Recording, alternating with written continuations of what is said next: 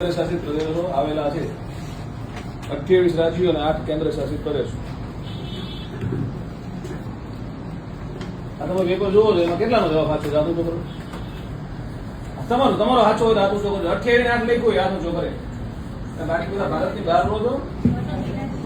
કેટલા રાજ્યો અને કેટલા કેન્દ્ર શાસિત પ્રદેશો એમાં ભૂતને શું કરશું? હોત એકદમ સાદો પ્રશ્ન છે ને. આ અઘરો પ્રશ્ન છે ને કે અઘરો કહેવાય ને તો વધારે મહેનત કરવી પડશે એવું નક્કી થાય. બીજો પ્રશ્ન, કર્કવૃતની નીચે કયા કયા કેન્દ્ર શાસિત પ્રદેશો આવે? કર્કવૃત ક્યાં આવે તો ખબર હોવી જોઈએ તમને. તમે બે પ્રશ્નના જવાબ માંગેલા તમારા. કર્કવૃત ક્યાં આવે તમારા મગજમાં હોય તો તમે એની નીચે શું આવે નક્કી કરી શકો, બરોબર ને? કર્કવૃતની નીચે 4 આવે: દીવ, દમણ, દાદરા, નગર હવેલી. આ એક થયો. નામ 3 બોલ્યો હું, પણ કેન્દ્ર શાસિત પ્રદેશ એક કહેવાય. દીવ, દમણ અને દાદરા, નગર હવેલી એટલે એક કેન્દ્ર શાસિત પ્રદેશ.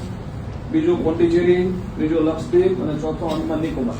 આ 4 નીચે આવે, એવી રીતે 4 ઉપર આવે. તમે એની ઉપર જાઓ ને, કર્કવૃતની ઉપર એટલે 4 આવે.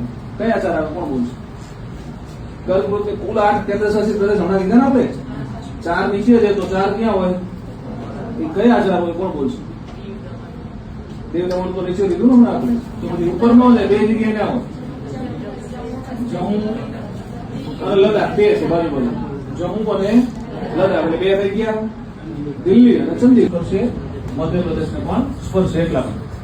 ચલો એના પછીનો પ્રશ્ન છે, ગુજરાતનો જન્મ કયા રાજ્યમાંથી? બોલો કયા રાજ્યમાંથી? મહારાષ્ટ્ર. મહારાષ્ટ્ર તે દિવસે જન્મ થયો હતો. મુંબઈ અથવા બૃહદ મુંબઈ. સાચો જવાબ બૃહદ મુંબઈ છે, પણ મુંબઈ લખ્યું હોય તો જવાબ સાચો પાડે.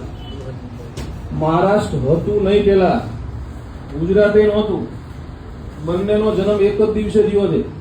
એટલે ક્યારેક એમ કે ને કે 1 મે કયા રાજ્યનો સ્થાપના દિન છે અને પછી ઓપ્શનમાં ગુજરાત આપ્યું ન હોય, તમે એમ કહો ઓપ્શન ખોટા. ઓપ્શનમાં મહારાષ્ટ્ર આપ્યું તો મહારાષ્ટ્રનો સ્થાપના દિન 1 મે છે. એટલે મહારાષ્ટ્રનો સ્થાપના દિન શું છે? 1 મે. જે દિવસે આપણે ગુજરાત સ્થાપના દિન ઉજવીએ તે દિવસે મહારાષ્ટ્ર વાળા મહારાષ્ટ્ર સ્થાપના દિને ઉજવે છે.